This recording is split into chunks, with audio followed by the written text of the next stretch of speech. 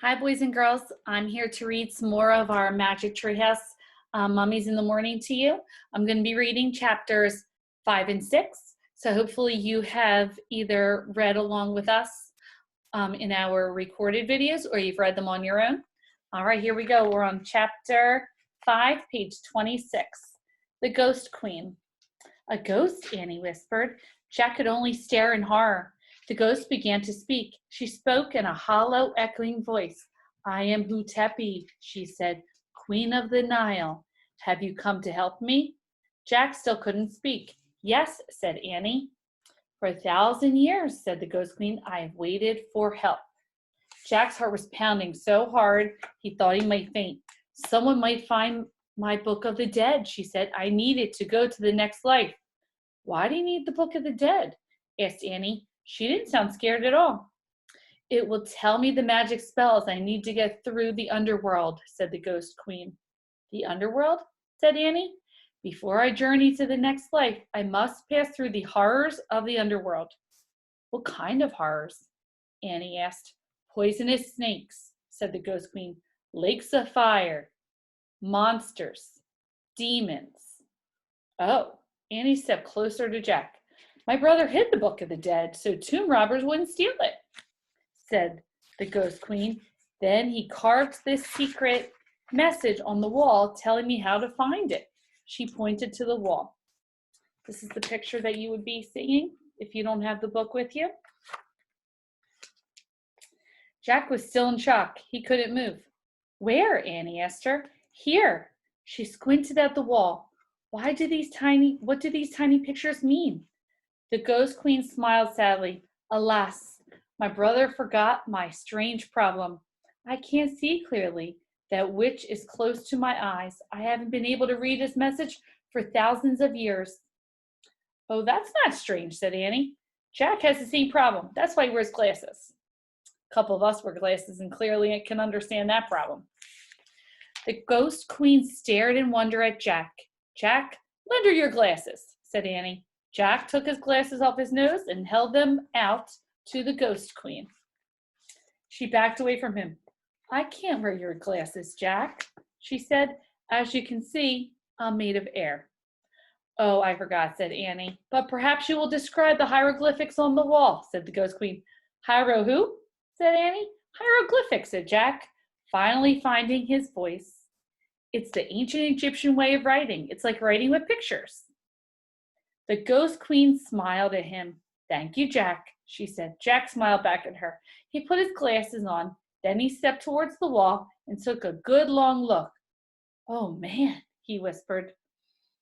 So when we were studying China, we talked about the characters that they use, and now we're studying Egypt, and we're talking about the hieroglyphics that they use. So now we're on chapter 6. On chapter 6, just before I even start reading, you can see there are some pictures that Jack's going to have to describe. Chapter 6, the writing on the wall. Jack and Annie squinted at the pyramid wall. A series of tiny pictures were carved into the stone. There are 4 pictures here, Jack told the ghost queen. Describe them to me, Jack. One at a time, please, she said. Jack studied the first picture. Okay, he said. The first one is like this. He made a zigzag in the air with his finger. Like stairs? Asked the ghost queen. Yes, stairs, said Jack. Just like stairs. She nodded. That was easy enough, Jack thought. He studied the second picture. The second one has a long box at the bottom, he said. He drew it in the air.